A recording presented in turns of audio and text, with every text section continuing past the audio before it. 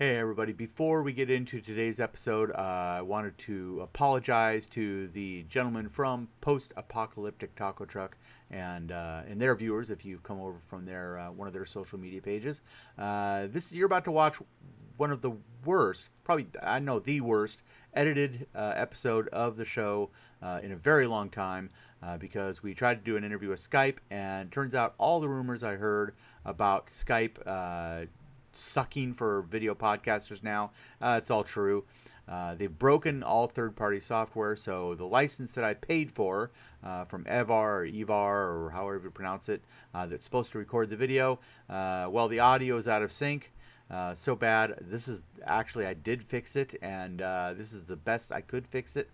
The video basically randomly showed a still shot of them, and it's a horrible still shot, and it even cut out in the middle of the conversation. But despite all that, it is still too good of a conversation to waste. So here is, again, please, if you're coming from Post-Apocalyptic Taco Truck, or if you're a new viewer of the show, please judge us by any other episode than this as far as the editing and the video goes. But here is a really great conversation with an independent webcomic duo, and I hope you enjoy the conversation, and I hope you, after that, go check out Post-Apocalyptic Taco Truck. Hey everybody, welcome to a very special episode of Nerds Drink Whiskey. We're talking with the people behind a webcomic, my tongue doesn't work, long day at work, Post-Apocalyptic Taco Truck. First off, what's the story behind Post-Apocalyptic Taco Truck, and who are Sanchez and Eddie? Okay. Well, that's yours. That's mine. That's mine. All you. As the writer, I am taking this. So Post-Apocalyptic Taco Truck is a how do we call it? A over the top Hunter S. Thompson-esque story about a taco chef and his super smart, intelligent, I guess, simian sidekick Sanchez, as they travel across the wasteland to battle the devil's chef for wasteland fame. Yeah. And they get into a lot of wacky adventures and deal with the craziness that is the post-apocalypse. Yeah, it's basically like a kind of a road story adventure, and we've had someone call it, was it Deadpool meets Mad Max? Deadpool meets Mad Max, yeah. Which I don't think is too far off. Yeah. So, and throwing a little Hunter S. with Thompson. tacos. Oh, yeah. Oh, of course. Well, okay. A taco truck. It's the perfect vehicle. Now, how did you come up with the name Post-Apocalyptic Taco Truck? Again, that was you. Again, that was me. I didn't have a title for it, and I just wanted to call it what it was, which was a post-apocalyptic taco truck story. And the name I liked the way it rolled off my tongue, and the acronym was memorable and something we could easily get our hands on too. So PATT comic, Patt comic, came from that. But yeah, the name was quite literally a placeholder until I could find something better, and then it just kind of stuck. It kind of stuck. So yeah, the same with the Patt abbreviation too. Like we just started using it internally, and then just kind of became part of it. So. Yeah, the name of this show is actually somewhat similar. But it took me like 6 months to come up with it. Basically, somebody asked me, they're like, "Well, what happens on the show?" And I go, "Well, nerds drink whiskey." And they go, "Well, why don't you just call it that?" And I'm like, yeah. Hey, that's a good name for the show because it actually describes what happens on the show. Nerds drink whiskey. Yeah. So now, should people start at the beginning, or would it make sense if they read it backwards from the front page of the website? I personally would recommend going to the beginning. Yeah, I would probably start at the top. Which, it's really easy. You just roll down to the bottom of the page and you hit the beginning button and it takes you to the first chapter and you can start from there. But because it starts off, it starts with an episodic format or more of a serialized format, I'd say. It is. I'd start there just so you can get an idea of who these characters are and how they interact with each other. But if you want to pick up from issue 2, you can, but issue 1 is completely done now. Issue 2 is It's still going. It's still in It's still progress. going, and we're expecting it to be a long issue. So Yeah. But the first one is complete, so I would probably recommend the first one just because it's available. Yeah. Just because you can go straight to pat.comic.com or patcomic.com, and like you said, if you hit the comic portion, it will show the most recent page that's available. But if you just hit the back button at the bottom, take all the way to the beginning, and you can get a much better idea of what a completed chapter looks like, and even going into the new one. Yeah. It becomes an easy read. All right, we had a quite little. My system burped, and suddenly, after using this software for many years, it asked me for a license. So hopefully, it didn't cut off any of your guys' last answer. So I think it cut off right at the end of it, but it conveniently didn't cut off right in the middle, which that would have sucked. So that was polite of it. The podcast gods are looking down upon you in favor. So. Yeah, right. Either that or the AI isn't ready to kill us all. So but is this now? Is this strictly a web comic, or do you have any plans for a physical graphic novel compilation of your work? We've talked about it. What we're thinking of doing, nothing set in stone yet, but once we finish issue 3, we're probably going to head to some sort of crowdsourcing platform to basically do pre-orders for volume prints. Right. Mainly because our comic right now, issue 1 was 28 pages. Issue 2 is more like chapter 2. It's heading towards 60. He'll probably go over that, to be honest. The way this guy likes to draw, we'll take some time with some of the action sequences that are coming up. And if issue 3 is anything, or chapter 3 is anything like chapter 2, you're looking at close to 120 pages. So why not just put out a really nice volume print, like a trade paper or hardback of some sort, with some extra content in there. So we're thinking about doing that. We also have some other stuff down the line. I mean, if we get in with one of these creator-owned publishers, then that changes things. We'd be more than happy to start putting print copies out and go to your local comic book store so you can get a copy. But as of right now, look forward to a Kickstarter or Indiegogo or... Yeah, but that's probably going to be a ways off. So like right now, it does kind of live as a webcomic entity with the idea that we want to print later when we get enough content in there to make it worthwhile. Yeah. That's why we're looking at like the 3rd chapter, because by that point we have enough of a page count to say like, this makes sense. Let's go for it and see if there's enough interest. But right now, we're not really pursuing the traditional route in terms of publishing. It's really just we're trying to find the audience. And I think right now it's doing okay in that sense, where it's kind of finding the people that want to read it without a whole lot of push or us really blasting about it too much. Yeah, all of our growth has been pretty natural. I mean, getting onto Fat Man on Batman really helped. Yeah. Just being able to tell my side of the story and thank Kevin for everything he did. But, before that, a lot of our growth came from just Instagram and, tagging it the right way and getting content out there that people seem to be enjoying and interacting with our fan base. We love our fan base. I have found fans that are local, and I've gone and dropped off like posters for them. Just been like, hey, you post too much information about yourself. I found you. Here's a poster. And they love it, Yeah. Now, I don't know whether I should blame how tired I am because I got up at 4 a.m. for work this morning, or just the fact that I haven't interviewed anybody in a long while. But I totally forgot. Now, you guys introduced me before we pressed record, but you have not introduced yourself to the viewers of Nerds Drink Whiskey. Yeah. So introduce yourself now. Quarter of the way through the interview. Introduce yourself to the viewers. I like this non-traditional format. It's so classy. It's very organic. It's organic. It's like, hey, let's shoot the breeze. Believe it or not, the sad thing is how many interviews I've done in the past, and I still did. It's still rather. I like the term non-traditional. Yeah. Yeah. Look, Mark. At the end of the day, you can edit this, and you can put the intro at the beginning. That sounds like work. Yeah, that sounds like work, Chris. That's true. It is. All right. Well, yeah. So I'll go first. Alphabetical. Yes. Yeah. All right. I'm Araz Azima. I'm the writer of Post-Apocalyptic Taco Truck, and this is. And I'm Alistair Gilgrim, and I'm the artist on Post-Apocalyptic Taco Truck. Okay. And this is Woodford Reserve. And yes, well, it is Nerds Drink Whiskey, so that is extremely proper. Thought it was only right. I would have a thing of whiskey, except if I drink whiskey right now, I'd probably fall asleep in the middle of the interview. So, Oh no. yeah, Well, can't have that. Yeah, I can't have that. So now, have you two always been independent when it comes to your work in comics, or have you ever worked for one of the more mainstream companies? Well, I guess the mainstream-ish. Like I came in through the indie side of it in the early aughts. So my first big companies were Tokyo Pop and SLG. Slave Labor is still around. Dan's pretty awesome dude.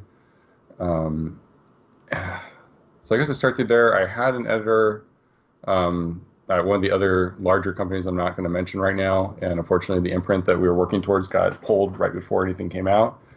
So I've done some time on that side, but mostly, to be honest, it's been a lot more video games and tech and dev and stuff like that. But Tattoos.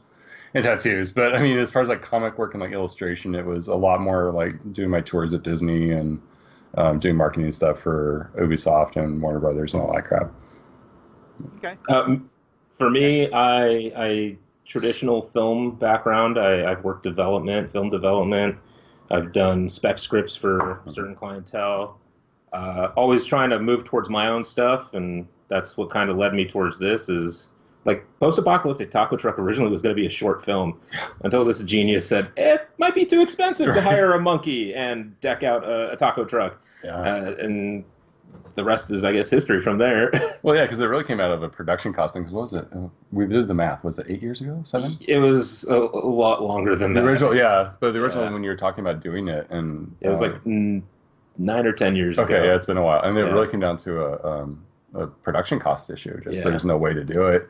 So just make it a comic. But that's where I come from. I come from a writing background. I come from a film development, television development background. So. And you have a new short coming out too. I do. Now, is this all? Is this all done by just the two of you, or are there other people involved in the background? No, no. I write excessively, and then I give him the comic, the script, and then he's doing the pencils, doing the inking, doing the coloring. And then we go back and forth on the boards too. But I mean, there's the process, but it's just us. We don't really have anyone on the outside, except we're very lucky that we do have some people on the sidelines cheering us on. Yeah. Which is awesome, but they're not there helping with production, unfortunately. Nobody's lifting a finger to help us with anything with production. It's us. Yeah. It's us pounding the pavement and kind of just doing it ourselves, man. Blood, sweat, and tears go into it. So when one thing happens, it happens to both of us, and we have to deal with it. And it's, I think, the best part of it, because you learn a lot about yourself, and you learn a lot about how your project's going to last and how it works. So, but yeah, just the two of us, you and I. Now, you actually mentioned Fat Man and Batman already, but that's how I found out about the comic. And you guys did get a plug for giving Kevin Smith a gift. How was the response from that?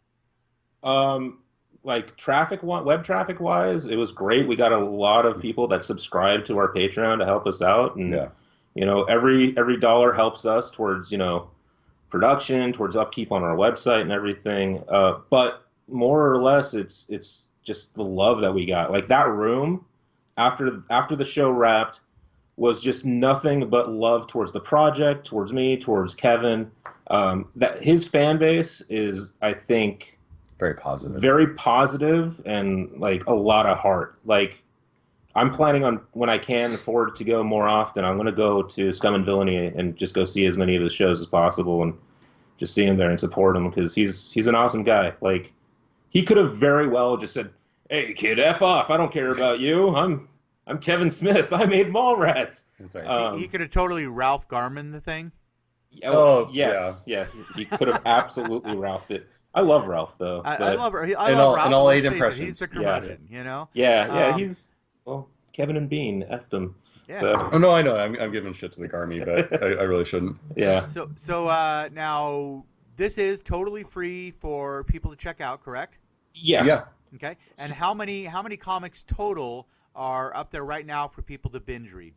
So right now we have on the website. On the website we have the first issue and the first, I think, page 8 just hit for issue 2. If you go to our Patreon and subscribe through patreon.com/PattComic, you get content a month early before the website.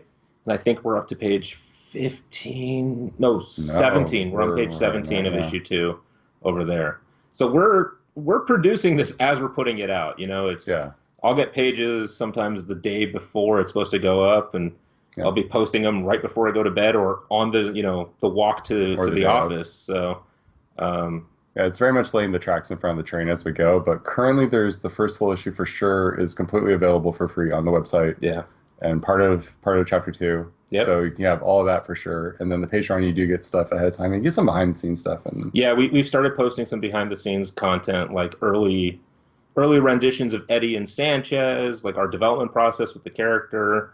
Even like page comparisons, we go from like board to pencil to ink to color. We even do that on our Instagram. That's true. We go from the original pencils that Alistair draws, and then what it looks like when he inks it, and then the final colored product. So we try to put out as much content as we can. It's just trying to be full-time creatives with both of us having full-time jobs is like it.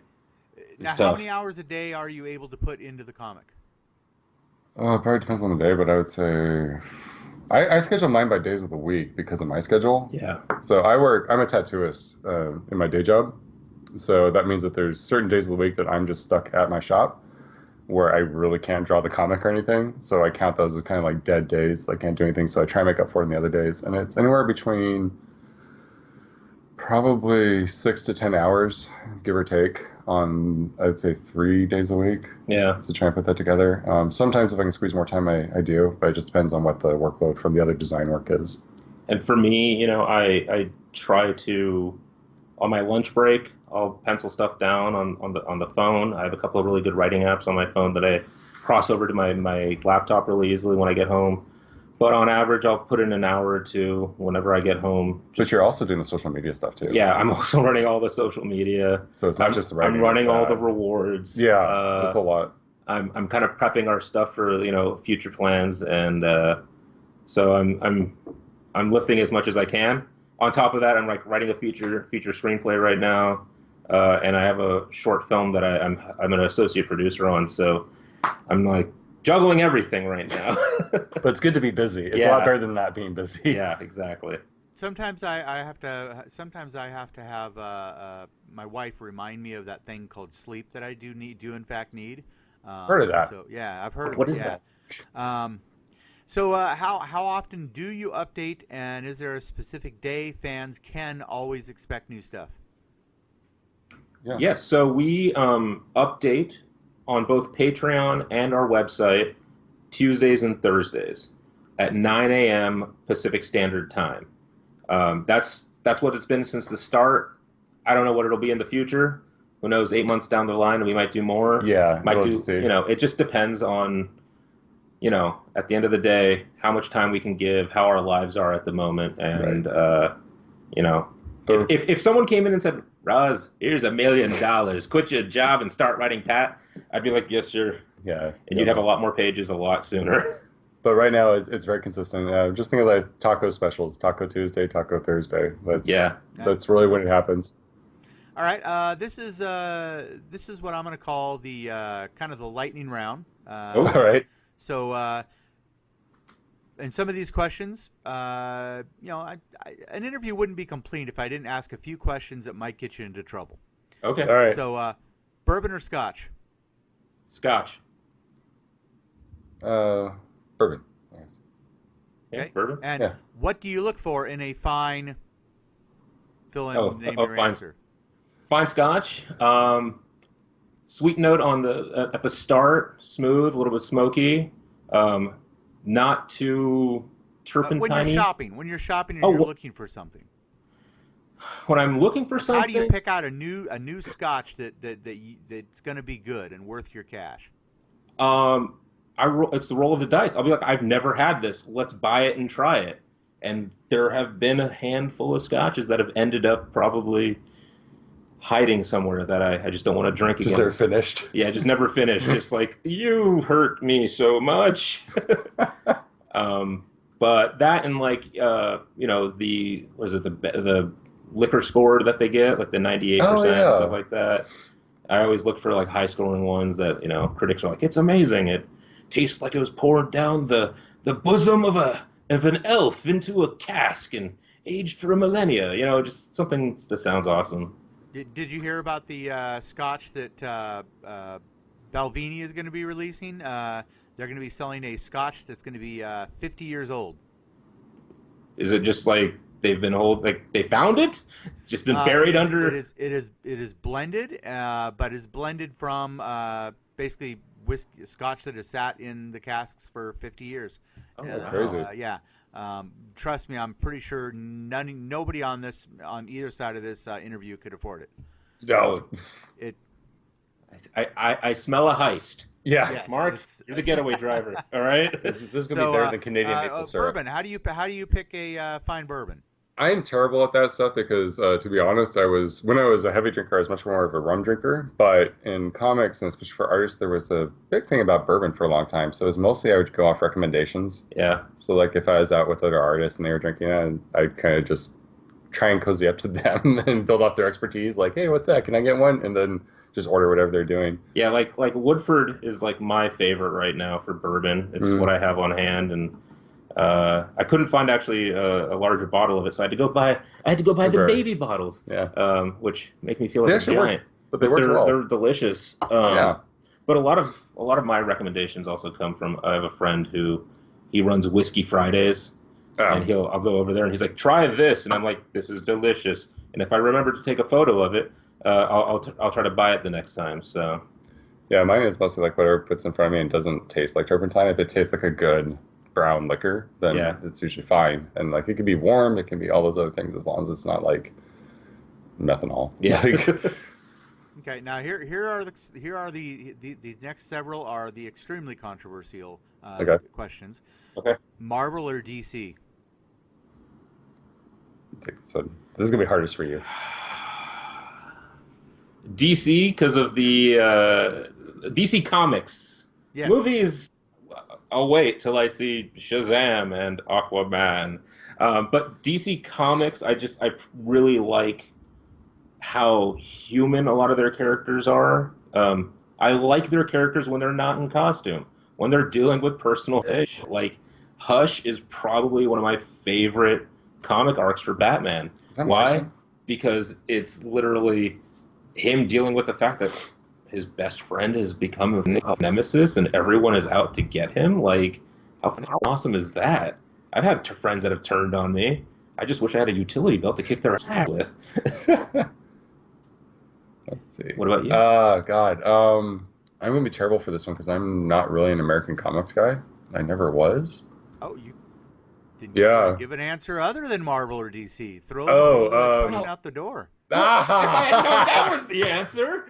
But to be fair, like you at least follow them. Like you do have an opinion. I do. Like, mine is gonna be like, yeah, Batman's cool. Batman should never use a gun, and Batman should always be a detective. He could be a ninja if he wants. Like that's gonna be like my DC input. Yeah. And Marvel might have some other ones, which is mostly don't abuse creators or something stupid. But I would say, for just comics influence, probably my biggest one was actually Viz Media back in the day. Oh, it is. Yeah.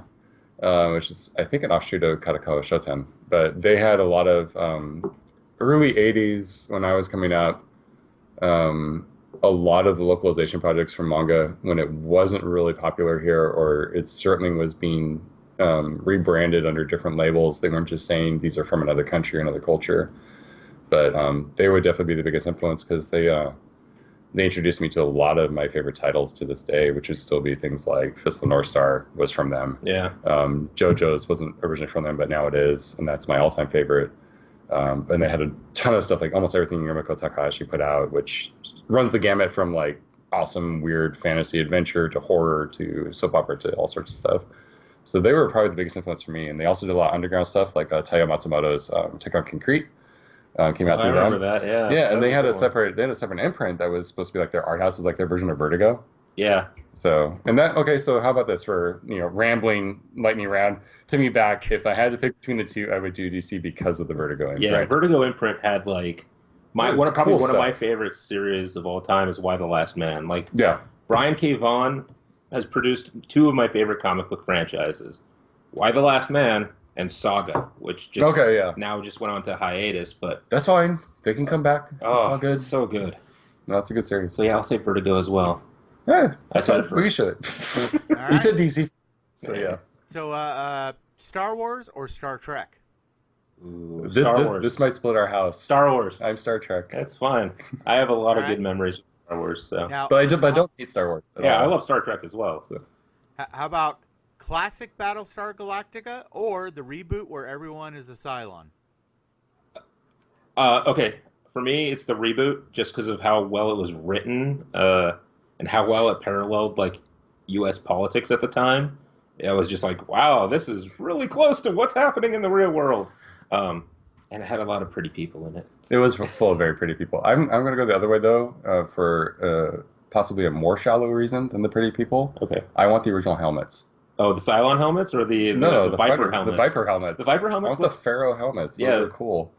They were pretty cool. I really liked that growing up because I remember like that used to play back in the back, at least on the reruns, with Buck Rogers, which was a weird disconnect between Battlestar was very serious, and these very serious dogfights, and the Cylons were always on, and then you had Buck Rogers and Twiggy. You know, I wrote a spin-off TV series in my screenwriting class for BSG. It was about survivors on the planet Vergon. Oh, nice. I've gone back and reread it. It's terrible. But they're both really good, but I really love No, that that's new cool. one. So you like the new one, which makes sense. I like the classic just because I love the look. I love the costumes and stuff too. Yeah, really hokey, yeah. Absolutely hokey, yeah. You ready for the most controversial question of the interview? All right. With anime, subtitled or dubbed? All right. You go on this one because that's like your wheelhouse. I have my answer though. All right, having friends who dub and direct and localize and having been involved in that for a long time, I say when it's done right and it's done well, I actually do think dubbing does a lot to help forward the medium. And I think one good example of that, which is kind of controversial, would be Cowboy Bebop, because that was done as a co-production for the West. Yeah. I think Cartoon Network actually threw money at that initially, the same as Big O. Now people keep telling me that that's the one that I should watch because it's basically if Firefly didn't get canceled, it would be Cowboy Bebop. Oh yeah, there's a lot of Firefly was obviously came from some Bebop. Yeah, you can see some of the influence of Cowboy Bebop in Firefly, but man, Cowboy Bebop, like the music, the animation style, the characters, the stories. I mean, it was a time of like awesome anime where there was a cinematic mindset put into the animation versus it just being poppy and explosive and action. Yeah. I think it's something that definitely came after, on the heels of like Evangelion, when Gainax had such a huge hit with a very deep metaphysical weird story that was really hard for people to get into, and they came out after that. People started taking it a little more serious again. And Bebop came out, and I think Bebop's a good example for something to try and get into because it's culturally there's no barriers. Yeah. It's a straight up sci-fi story. Like if you like The Expanse, you probably like Bebop. Bebop is The Expanse with a little less physics. And a little more jazz. A lot more jazz. And like, Yoko Kanno is one of my favorite composers. I got to admit, I was not impressed with The Expanse. Oh, really? Yeah. Not impressed at all.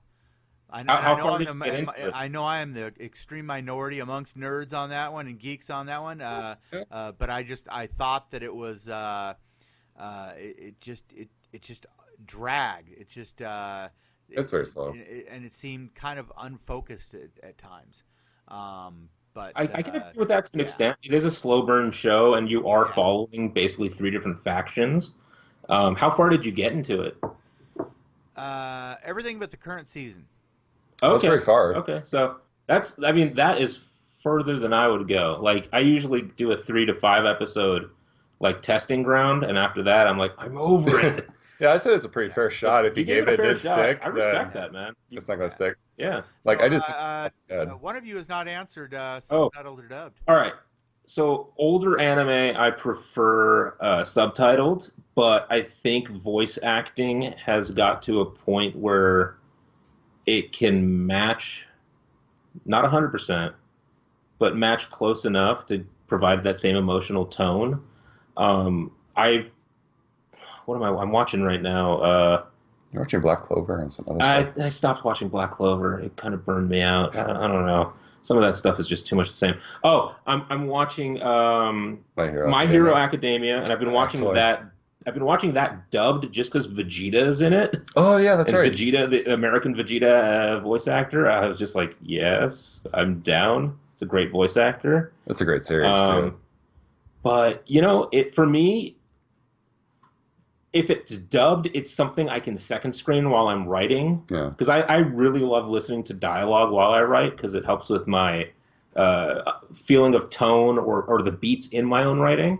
So if it's dubbed, I can listen to it and go, okay, there's some dialogue, and I can build off of, how it sounds in my head. But if I'm sitting down to watch it subbed, like I just started rewatching the dubbed version of Yamato 2199, and I'm not digging it. But I watched the subbed version when it first came out, and God, I love Space Battleship Yamato, but that 2199 sub, dude, trans-dimensional submarine, like, it's so fucking cool. I think it comes down to, like, it's very interesting, like, I think some shows that can elevate, like, I think Bebop's an example. My Hero Academia is another one, where it's very Western in some of its approaches, but I think if it's a show that's got a lot of visual data going on, like, Miyazaki, I think, is really hard to sub. I think there's some classic Miyazakis that need to be. Yeah. But if you want to appreciate Spirited Away or Howl's Moving Castle, or the ones that have there's tons of things going on the screen all the time, and you want to catch it all, just that extra added step of now you have to read the dialogue too. Yeah. And match it to the tone of the voice that's being spoken. It's harder. So like Akira, Ghost in the Shell, those are films that I watched that subbed. Right.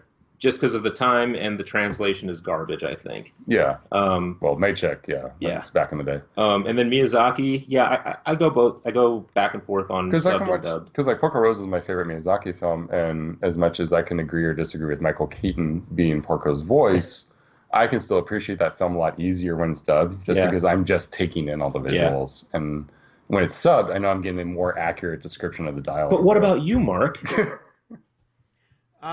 Me? Well, for one of the reasons you mentioned, I actually do prefer dubbed because I'm almost always doing something else, and I can't sit there and if I want to read, I'm going to pick up a book, right? And it's I think you lose just as much sitting there reading because you're so focused on the reading, you're not really watching the screen.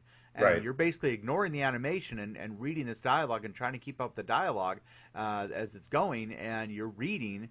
You're not focused on what else is happening on the screen, and I think subtitles is extremely distracting, and I prefer dubbed, and I'm prepared for the hate comments below as I say that, and that is fine.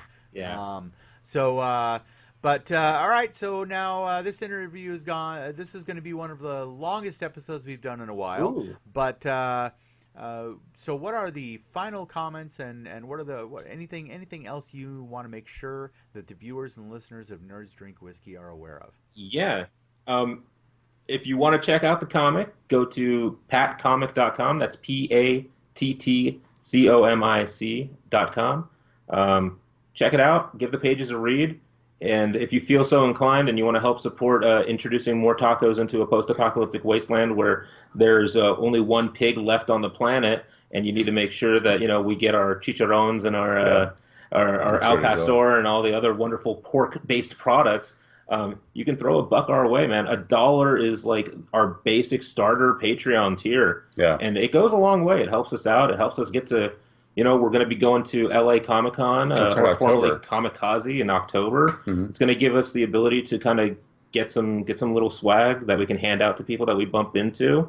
And you want to help support just a fun little comic that just doesn't take life seriously and makes fun of everyone, man. I mean, that first issue, we make fun of a lot of people. There's a lot, there's a lot in the first one. I would say all that, definitely check out the website. You can also find us on social media. I think we're across the board. Everything is Patt Comic. At Patt Comic. Right. PATT Comic. Right. So Instagram, Twitter, those have most of the updates. It's probably the best place to go for stuff. And and we do have Facebook as well now. Okay. Facebook mainly mirrors our Instagram feed, but all the content's out there and all the information too. Yeah, so I would say. And we interact with our fans, man. I get direct messages, and I will answer them, and I answer them in the voice of characters. So also true. Yeah. Or But- maybe sometimes Alistair does. Yeah. No, I would say check out all that stuff and keep an eye out for. I think we're gonna have some new stuff in October and towards the holidays. Yeah, we have some. We haven't really announced what it is yet. Fun but- holiday stuff planned. Mark, do you like carving pumpkins? No. Okay. Well, guess what? Because I'm a klutz, and I would end up with missing digits. No, let's not do that. Let's not do that. Yeah. All right. Well, that maybe has something to do with what we're releasing at some point. Right. Excellent. All right. Well, thank you very much, gentlemen, and all the links will be in the show notes as well as across the screen throughout this interview, so people can either type from what's on the screen or just be lazy and click the show notes. Check out what you're doing and keep us posted, and we'll definitely be reading your comic. Thank you very much. Awesome. Right Thank on, you, Mark. man. I love you guys' podcast. Thank you. I'm out of whiskey. I'm out of bourbon. I got a little bit. Oh, there we go.